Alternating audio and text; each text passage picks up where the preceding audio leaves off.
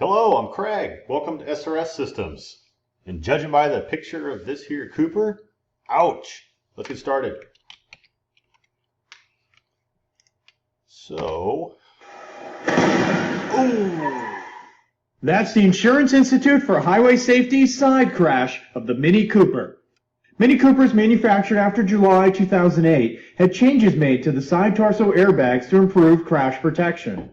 Measurements taken from the driver indicate the head is well protected by the side airbag. However, a fracture of the pelvis would be possible in a crash like this.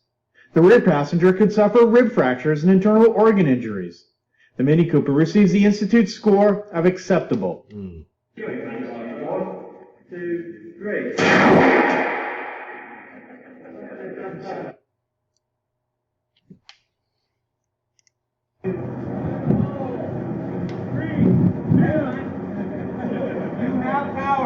Hold on, I gotta make sure I hooked it up right.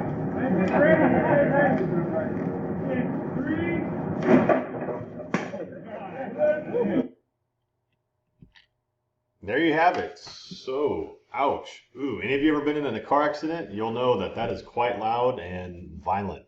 But it does save lives when used properly in the vehicle as a supplement restraint system. Again, it's a supplement restraint system, not a primary restraint system. So that is the title of today's lesson, SRS Supplemental Restraint Systems. And basically, what we're talking about is collisions, right? How do we increase the chance of survival or decrease the chance of injury, right? So early studies found that a very high percentage of drivers were not using seat belts, resulting in ejection from vehicles and severe trauma injuries. Passive no driver action restraints developed in the early 70s and required by law in the late 80s to protect vehicle passengers when unbelted in the vehicle. So basically, supplemental restraint systems in conjunction with seat belts is what's going to slow down that process of stopping. Okay, basically coming to an abrupt stop. So when you get an injury in an accident, your body is going from, let's say, 60 miles per hour, and then it goes to zero when you hit something, or relatively close to zero in a short amount of time. The longer you can prolong that time from that deceleration rate to zero, the better your chances of survival and the decrease your chances of injury. So cars are designed now to basically slow down that process, and kind of like you've seen a cars kind of crumple together, and they slow down that transition from operating speed to impact speed, which is close to zero. And again, the longer you can prolong that, the better your survival rate is. In addition to that, we have seatbelts that restrain us into the vehicle, which you're aware of. And we had 2-point seatbelts, lap belts, effectively until the 70s or so, when these new laws came out. And then you started getting your shoulder belts and your 3-point harnesses in cars to retain the driver into the vehicle. But it wasn't enough. That seatbelt just kind of helped you from flying out of the car. You still hit things in the car. So in addition to that, they started adding more supplemental restraint systems to kind of soften the blow or slow you down. So again, you have passive and active type systems. Passive, which we'll get to in a second, is systems that require no input by you. Okay. Active means you have to do something. So like a seatbelt is typically active. I know it says passive seatbelt here, but we'll get to that. An active restraint, like a seatbelt, you have to pull it over your chest and buckle it into that harness, the buckle there. Passive, again, you get in the car and it just works by operation, by design. There are passive seatbelts, which we'll get to in a second, but they did not last long. 80s and 90s kind of experimented with them, and because of the design flaws, they were quickly gotten rid of. So airbags, initially we had driver side and passenger side airbags. Early airbags, you had what's called 100% deployment power, which means when it had that signal that you were in a collision at a certain deceleration rate, the module would signal the airbag and ignite it to explode. It's an explosive device that would actually inflate that bag, and that would be like your quote-unquote pillow to hit, even though you know if you've been in an accident, it's not exactly a pillow, but it's better than hitting the steering wheel. So 100% though can be dangerous if you are a smaller build stature person or seats up really close. So they then went on to develop a 60-40 two-stage, so you can run in either 60-40 or 100%, meaning you'd have two different what's called squibs or explosive devices in this airbag. The computer can determine based on seat position, occupant weight, speed of the vehicle, various inputs to deploy the airbag in a 40%, 60%, or together to equal 100%. So again, it would give you options at least. Both systems here supplement these seatbelts. They don't work effectively without the other, so you have to have all of it together. It's designed as a system. So this passive seatbelt system I want to go over real quick because it's kind of funny and worth noting. Uses a control module. Basically, you open the door. Let's get to the picture. You open the door, and these what I call motor mice will, it goes right through here, this B pillar, up the roof, and down this A pillar, and that's when you open the door, right? You get in this vehicle. When you shut the door, these little motor mice will run this little track all the way back over here, and then you have effectively your shoulder belt. The problem is you still had to harness the lap belt, but people never did because this was enough to get out of a ticket, and they're lazy and they didn't buckle it, and they ended up down here in the footwell. So again, this system had its flaws right here. They also had this style where it was connected to the door, but I'm pretty sure you can see where this is going. If you get an accident and this door goes away, what happens to your restraint system? It also goes away. Therefore, you're ejected from the vehicle. Equally a flawed system. So obsolete, won't see them anymore. Moving on.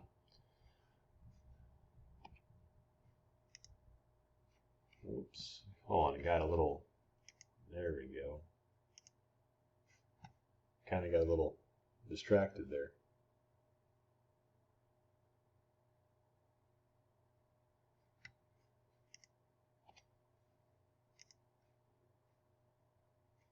Bear with me here.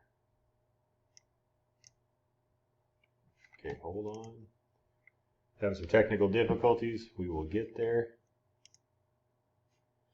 There we go. Okay, so in addition to this with the seatbelt, what you saw is that the seatbelt in and of itself didn't do a whole lot outside of stopping you from, you said, coming out of, being ejected out of the vehicle. So when we added airbags, whoops, we go back right here. Yep, sorry about the technical difficulty. Here we go. So those are the motors I showed you, I was talking about right here and down in here. Kind of a bear between the A and B pillar. Had to tear them apart. There's a track, there's motor, there's cables, it wear, it had dirt. A lot of systems to go wrong. Another part of this advancement of airbags in the 80s and 90s when these came out was seatbelt pretensioners. So I'm sure you're aware that when you buckle your seatbelt, you have kind of slack in there. If you had it super, super tight, it would be very, very uncomfortable. So what happens in the event of collision, if a collision is detected and the airbag needs to go off, there's also an explosive device in these buckles, and your buckle is connected to a cable through this device and this pulley and this explosive squib right here. So that it gets deployed, it throws this weight out, and the cable pulls this buckle down, picking up the slack of your shoulder belt, lap belt. So kind of neat. It's either in the buckle or the retractor side of the seatbelt. It can be an either or. One thing to note with airbag safety is you always want to follow the manufacturer testing procedure. Carry airbag assemblies facing down. Always disarm SRS system per manufacturer's procedure before servicing. Never tap into yellow wire looms, and that means the yellow covered, they're not always yellow, but the majority of them are. They're going to have a yellow convoluted tubing or tape kind of housing. So you never want to start tapping into wires or adding power because you could deploy an airbag. They are relatively safe. They're intrinsically safe. They're designed to be safe. They have a lot of shortening bars and systems in place to keep them safe. But again, if a person's going to find a way, they're going to find a way. So be careful, follow manufacturer's testing procedures, deactivate the system according to the manufacturer, never tap into yellow loom wires. We don't repair yellow loom wires, there's too much liability. So always carry airbag assembly face down. I don't reach arms and steering wheels. There's certain things you just don't want to do in case something did get deployed. Airbags deploy at about 200 miles per hour, pretty fast. Think about it, it's got to stop a person moving 90 feet a second in about 5 feet without killing them. So it's all about that slowing down the transition and deceleration rate. And as you can tell from those videos, they're quite loud. For example, I got here a jet engine at 100 feet, a gunshot 140 decibels, airbag deployment 165. So depth of hearing tissue 180 decibels. So yeah, they're pretty loud. So here's another video of a few vehicles we'll narrate through. As we saw earlier, the Mini Cooper. And what you're looking for here is this A-pillar crunch. Watch that A-pillar, and then down to the firewall. You want all the collision to happen in this front engine bay area without pushing into that firewall, into the passenger compartment. So take a look at these vehicles. And notice the A-pillar, Toyota, Lexus, pretty good. Right here, that A-pillar stays formed. Floor's good, nothing goes past this firewall. The crush is all forward. We're using this crush zone to slow down the deceleration rate. So now take a look at these vehicles. Still decent. Got a little bit of deflection if you look at the door coming out right here. You can kind of see that, but not bad. This is acceptable. Here's your Saab 9.5. These kind of older vehicles. 2011 was a big year. They updated, modified the IHS testing procedures. Here's that A-pillar roof buckle a little bit. Watch it buckle right here. Not bad. Little buckle on the roof. A little bit of structural integrity loss or buckling there. And again, the Toyota is similar to the Lexus. You'll see it respond very similarly. Good vehicle.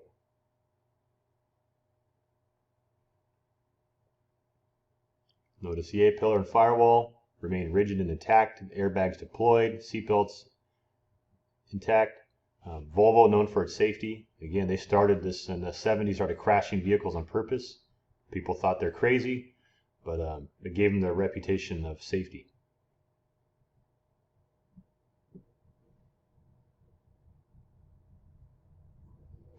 And our Chrysler video. Oh, look at that A-pillar buckle. The dummy's head hit the door, kind of rolled off right there, because when this cab deflects, the anchor points of the seatbelt deflect. Your momentum deflects, and that can push you in weird. Oh, we're going to skip this. Hold on, where's pause button? We don't want to watch the forward one. Nope, there. Oh, too late. Dang it. Oh, man. That's not good. Look at that window, almost went vertical. Watch this. Boom. Yeah, that's not pretty good. And we're picking on Ford here now, but yeah, it's not bad. Yeah, it's not bad. You know I'm a Ford guy, but whew, I don't drive small cars, so just put it that way.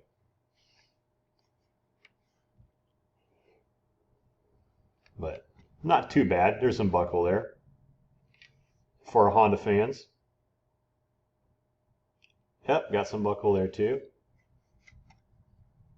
But again, cars after 2011 were tested differently, and there is a whole new generation of safety crash testing. Back to the Lexus. Good, solid quality safety test there.